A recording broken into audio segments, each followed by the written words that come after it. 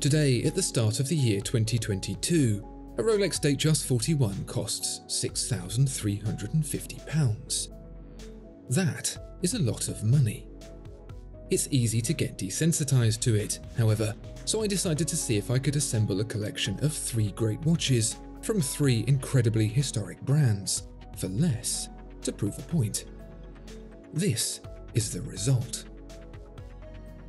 Want to save money on your next watch? The Watchfinder price promise means you'll get the best price.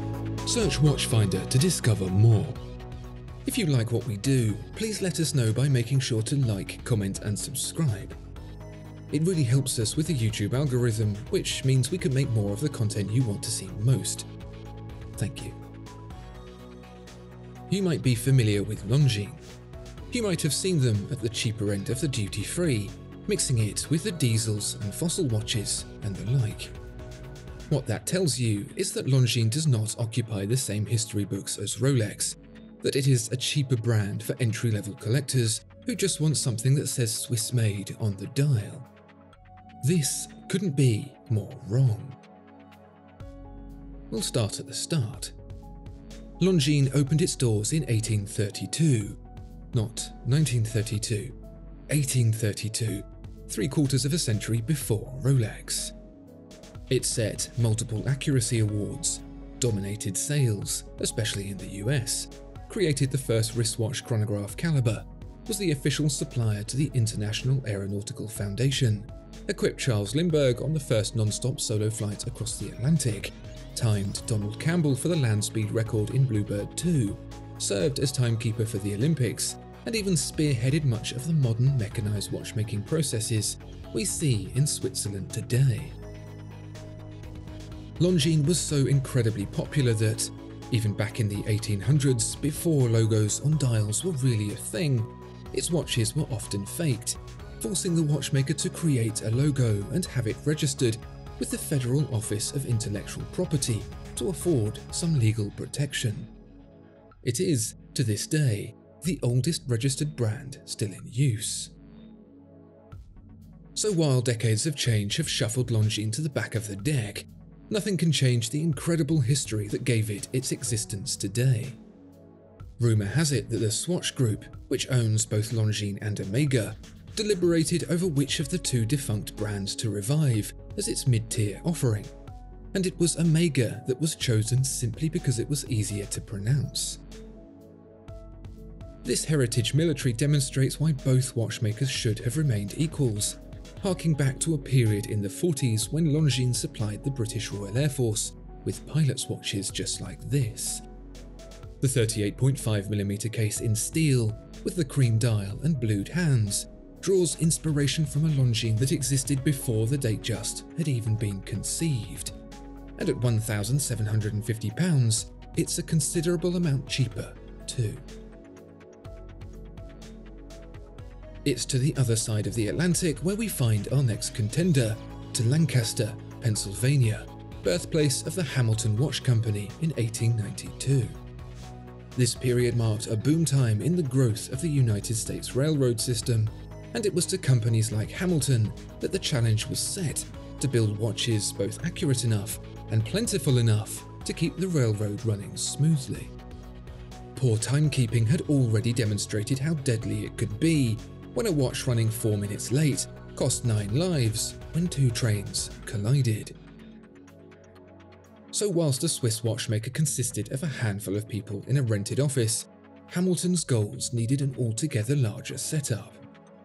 By the turn of the century, the company operated a factory staffed by 750 people, producing tens of thousands of watches per year. Remember I said Longines was popular in the US and spearheaded much of the processes for mechanized volume watch production in Switzerland. They learnt it from American watchmakers like Hamilton. Hamilton, despite being purchased by the precursor to the Swatch Group in 1974, remained in the US until as late as 2003, and this Hamilton American classic Intra-Matic harks back to one of the great American watches the brand produced in the 1960s.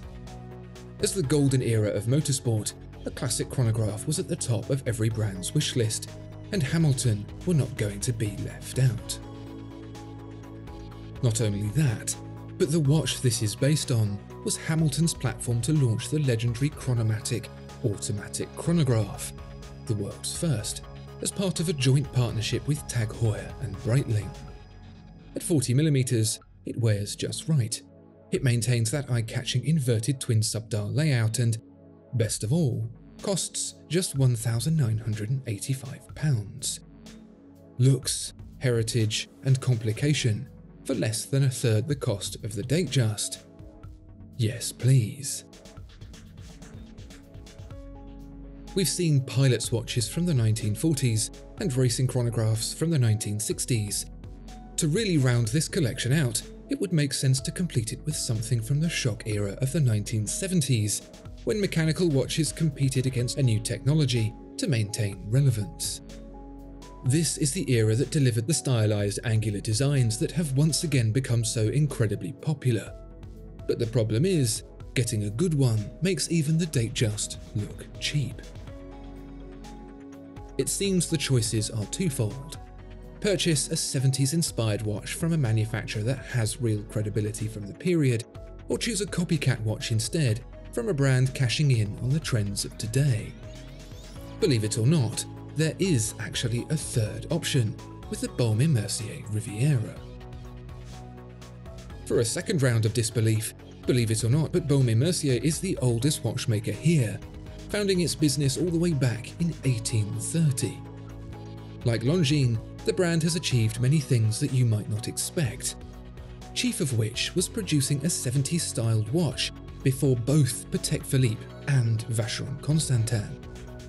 Emerging a year after Audemars Piguet's formative Royal Oak, Baume Mercier's Riviera was a very real and very popular alternative to the big trio's big sports watches. And the same is true today, with the modern Riviera maintaining the multifaceted shape and integrated straps that made the era famous. The 42mm case in steel is as imposing as ever, with a blue dial marked with stylized waves, catching the light in a way that draws the attention as much now as when these striking designs were first seen all those years ago. The real difference is that Baume Mercier had long since established a reputation for style, way before Audemars Piguet. Whilst the great maker of complications was focused on what its watches did inside, Baume Mercier very much led the charge for what they did on the outside, especially during the Art Deco period, even earning the hallowed Geneva seal for its works. And not only is Baume Mercier in its comfort zone making stylish watches, it's also a considerable amount cheaper than its visual rivals, tipping the scales at just £2,250. Between these three you get over half a millennium's worth of expertise, style and value, all for a total cost that comfortably sits underneath that of a single Rolex Datejust 41. That isn't to say the Datejust is the wrong choice, but if a collection of watches that represents different brands and eras through watchmaking appeals more, then that option is very much available, and perhaps with more impact than you might first think. What 3-watch collection would you choose for the price of a Rolex Datejust? Let us know in the comments below.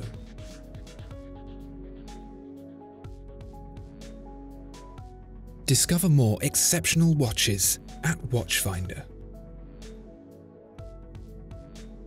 Thank you so much for watching this video. If you enjoyed it, please do consider giving it a like and subscribing to the channel. If there are any watches you'd like to see featured, please let us know in the comments below.